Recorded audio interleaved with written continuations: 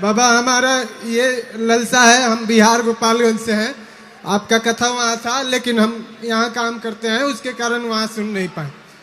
लेकिन यहाँ 5 दिन है, तुम यहाँ सुन लो, तुम्हारे बिहार में खूब आनंद आया। जी बाबा, यहाँ हम सुन रहे हैं और पंडाल जब से बनना शुरू हुआ तबे से आ रहे हैं यहाँ। सुनाओ बबुआ, का हाल बा? बाबा यहाँ दुखी हो गए हम। यहाँ रोड पर गाय और बछड़ा घूम रहा है, उसके लिए कुछ रास्ता निकालिए। यहाँ छोटा छोटा गाय का बछड़ा भी नुकसान हो रहा है यहाँ बाबा, उसके लिए करिए कुछ,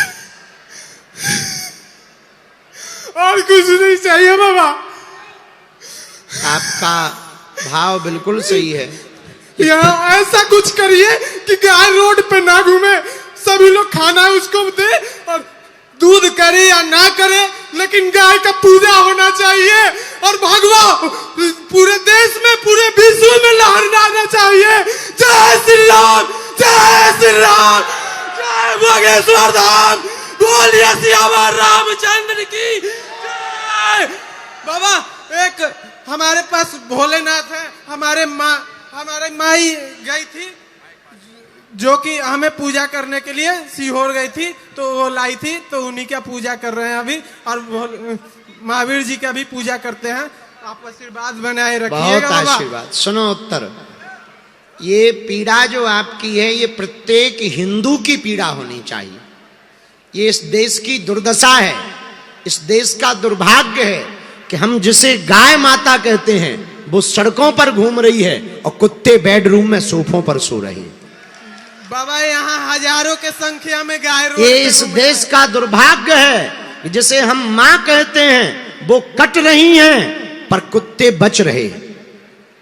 एक ही सर्वोत्तम उपाय है, भारत को हिंदू राष्ट्र बनाया जाएगा तो गाय माता को राष्ट्र माता घोषित किया जाएगा। जय श्री राम, जय श्री राम। बाबा तब तक हिंदुओं को एक प्रण ठान लेना चाहिए, गौशाला नहीं उपाय, एक हिंदू एक गाय। ये हमने प्रण दिया था, ये हमने संदेशा पूरे भारत को दिया। एक हिंदू परिवार एक गौ माता का पालन करेगा तो हमारी मां सड़कों पर नहीं घूमेगी। बाबा ठीक है, आशीर्वाद है। बाबा अभी एक और बात बोलना है। बाबा यहाँ जितने लोग हैं उनको आप रिक्वेस्ट करिए कि रोड पे जो गाय घूम रही है उसके लिए एक एक रोटी भी देंगे तो बहुत हो जाएगा, जितना जनसंख्या है, और गाय का निवारण भी हो जाएगा उसका। अब देखो भाई, जो रोड पे घूमे ना हिंदुत्व का, अरे सुन तो ले न कटा। हिंदू वर्तमान में हिंदुत्व की प्रत्येक कार्यशैली को त्याग रहा है। पहले जब माताएं रोटी बनाती थी तो पहली रोटी गाय के लिए और अंतिम रोटी कुत्ता के लिए। अब आजकल माताएं पहली रोटी खुद खा जाती हैं और लास्ट की रोटी खसम को खवाती हैं।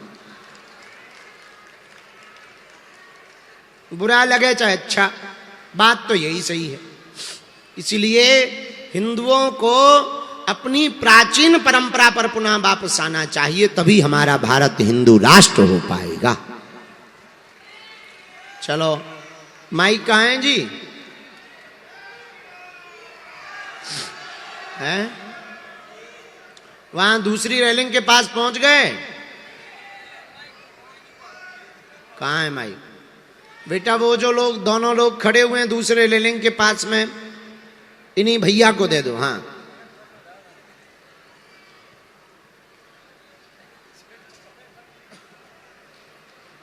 बोलो। तब तक ये वाला माइक। सीताराम। हाँ सीताराम। गुरुजी एक बात छोटी सी पूछनी थी। बात तो बहुत छोटी सी है, कहो। लेकिन बहुत लंबा समय लग गया कि पूजा में मन कैसे लगे। बहुत सुंदर है, छोटी नहीं है, बहुत बड़ी बात है।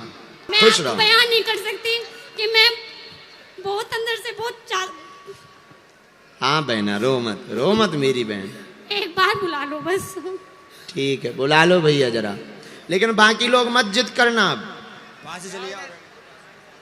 चलो जी, हाँ दे दो ही नहीं बहन। जय श्री राम गुरुजी। जय श्री राम बहना। गुरुजी मेरे 2 प्रश्न हैं। पहला प्रश्न तो ये कि जब हम गौर से बागेश्वर बालाजी का दर्शन करते हैं तो उनके कान के इधर 2 मछली है, इसका मतलब क्या है जी? ये किस लिए है, ये जानना चाहती हूँ जी। जो बालाजी का विग्रह है तो मुकुट में 2 हमने भी कई बार देखा है, हमने तो दर्शन किए हैं, प्रारंभ से ही देखा। गुरुजी सुनाई नहीं दे रहा है, शोर बहुत ज्यादा हो रहा है। प्रारंभ में जिन्होंने मुकुट बनाया था जी उन्होंने मुकुट बनाते समय जो अर्पित किया था जी उनमें छोटी छोटी मछलियां मकराकृति की उन्होंने मकराकृति की बना रखी थी। बाद में जिन जिन लोगों ने मुकुट बनाए सबने वही लगा करके भेजी, तो हमें लगा ये हनुमान जी को ही स्वीकार है। अब भगत और भगवान के बीच में कौन अड़ंगा डाले, सो हमने ना उनसे पूछा, ना हमने निकाला, ना हमने कुछ कहा, उनका भाव मान करके हनुमान जी को अर्पित कर दिया। और दूसरा प्रश्न मेरा यह है कि अगर भगवान जी की पूजा करते हैं, आरती अर्चना करते समय लड़कियां सिर पे दुपट्टे रखती है और जो भी पुरुष होता है पिता भाई, वे क्यों नहीं रखते? हाँ, बहुत सुंदर प्रश्न है। अपने से बड़ों का वैसे गांव में ये प्रथा है, आप कभी देखना आरती करते समय गांव के लोग सिर पे तौलिया रख लेते हैं जी गुरुजी। प्रणाम करते समय। अब धीरे धीरे परंपरा खत्म हो रही, अब जींस के पैंट को चलन चल गो। जी। जींस के पैंट में अब तो कई माताएं भी नहीं सिर ढकती हैं। जी हम तो ढकते हैं। हाँ। गुरुजी दोनों पक्ष ही गड़बड़ा रहे हैं। गुरुजी प्लीज एक बार बुला लो मुझे, एक प्रश्न। ना ना ना ठीक है, बाकी वहीं से आशीर्वाद। गुरुजी प्लीज एक बार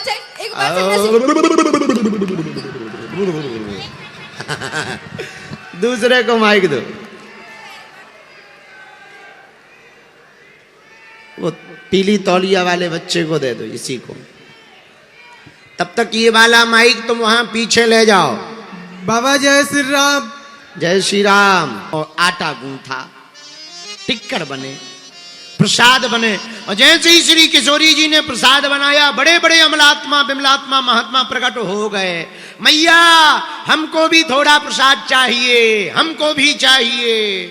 सोई इसने एक आंख खोली, एक बंद किए, बोले ले थोड़ा मोड़ा हमें बच ही जाता तो इन बाबाओं के मारे नहीं बचना है, ये बाबा खा जाए। अब ये बाबा प्रकट हो गए, पर बैठा श्री राम जी बैठे, श्री लक्ष्मण जी बैठे, भरत जी बैठे, शत्रुघ्न जी बैठे, हनुमान जी सबको भंडारा परोसने लगे। इतने में चेला के गुरु जी आ गए। चेला, जी गुरु जी क्या कर रहे हो? अरे गुरु जी तुम ठीक आ गए, तुम ठीक आ गए। कुछ नहीं, बैठे हैं, देखो तो कितने भगवान बैठे, देखो तो कितने भगवान बैठे हैं, बस हम तो बैठे ही थे। गुरुजी बोले बेटा हमें तो कुछ नहीं दिख रहा, तुम दिख रहे हो, सामान रखा दिख रहा है। इसने कहा अब और गड़बड़ है, जिसका माल पानी है उसे दिखाई नहीं। सोई दौड़कर राम जी के पास आए, बोले महाराज आप तो खतरा करवाएं दे रहे। भगवान बोले क्या हुआ? बोले जिसका मटेरियल है हम तो कुछ नहीं जानते, हमारे गुरुजी तो सब जानते, आप उन्हें दिख नहीं रहे, हमें दिख रहे हो, गुरुजी लफड़ा हो जाएगा। भगवान बोले भैया एक बात बोले? हाँ बोलो। हम मानते हैं तुम्हारे गुरुजी बहुत विद्वान हैं, बहुत ज्ञानी हैं, बहुत पढ़े लिखे हैं, पर एक कमी है। क्या? बोले जितने तुम सरल हो वो उतने सरल नहीं है। गुरुजी चेला से पूछते हैं क्या कह रहे भगवान? गुरुजी भगवान कह रहे हैं कि तुम्हारे पास सब कुछ है, पर एक बात कही है भगवान ने। क्या? बस सरल नहीं है। गुरुजी की आंखों में आंसू आ गया, झरझर नेत्र बहने लगे, नेत्र सजल हो गए। चेला ने हाथ पकड़ा, गुरुजी के आंसू पहुंचते हुए बोला गुरुजी क्या हुआ, आप क्यों रो रहे हो? गुरुजी बोले बेटा सच कहा, हमारे पास आश्रम है, मंदिर है, ज्ञान है, माला है, जप है, पर सरलता नहीं है। काश आज सरलता होती तो तेरे साथ साथ हमको भी रघुनाथ जी दिखाई पड़ते। जैसे गुरुजी को फबक फबक कर रोते हुए देखा, तुरंत राम जी के पास गया, प्रभु हमें चाहे दिखना बंद हो जाओ पर हमारे गुरुदेव को आप अपने दर्शन दे दो। और जहां गुरुदेव ने रोना प्रारंभ किया सो प्रभु रघुनाथ से भी नहीं रहा गया। श्री राम जी, लक्ष्मण जी, भरत भैया, शत्रुघ्न भैया, हनुमान जी को लेकर के गुरुदेव के सामने भी दिव्य राम दरबार प्रकट हो गया। गुरु जी ने चेला को गले से लगा लिया, राम जी को दंडवत प्रणाम किया। आहा, अभी तक हम लोगों ने सुना था गुरु गोविंद दो खड़े काकेला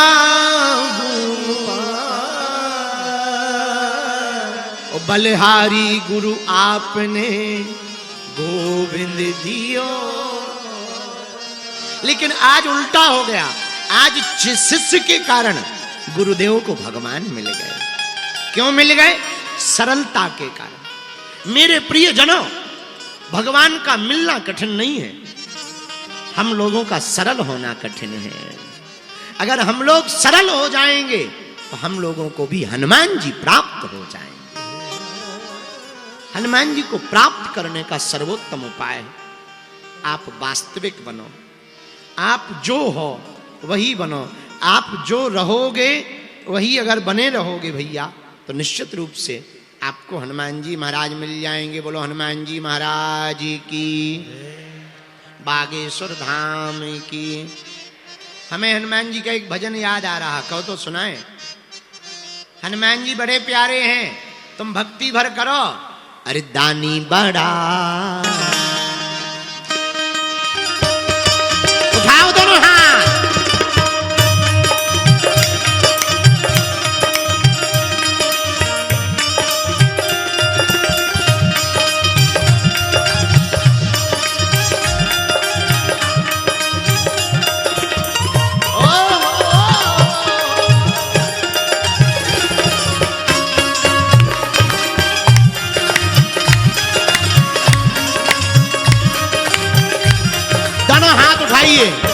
दानी बढ़ाए अंजनी का लाल, दानी बढ़ाए अंजनी का लाल, पूरी करे ये मन की मुराद, पूरी करे मन की मुराद।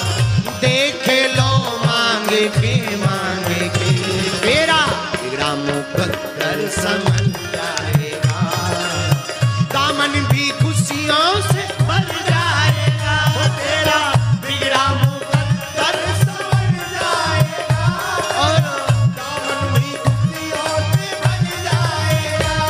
कौन कौन अपने दामन को खुशियों से भरना चाहता, जरा हाथ उठाओ ना, तो ताली बजाते हुए गाओ। तेरा बिगड़ा मुकद्दर समझ जाएगा, तेरा दामन भी खुशियों से भर जाएगा, तेरा बिगड़ा मुकद्दर समझ जाएगा, तेरा दामन भी खुशियों से भर जाएगा। हनुमान जी महाराज की।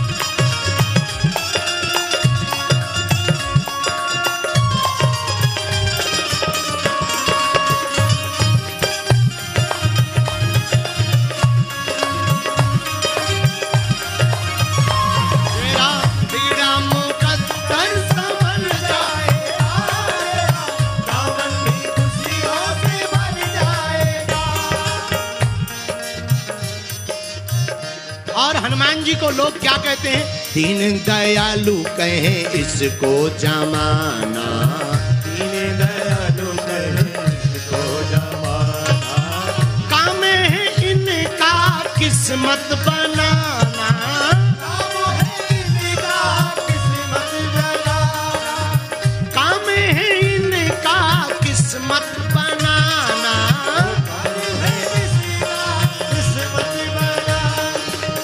हनुमत के दर पे जिसने अर्जी लगाई है, हनुमत के दर पे जिसने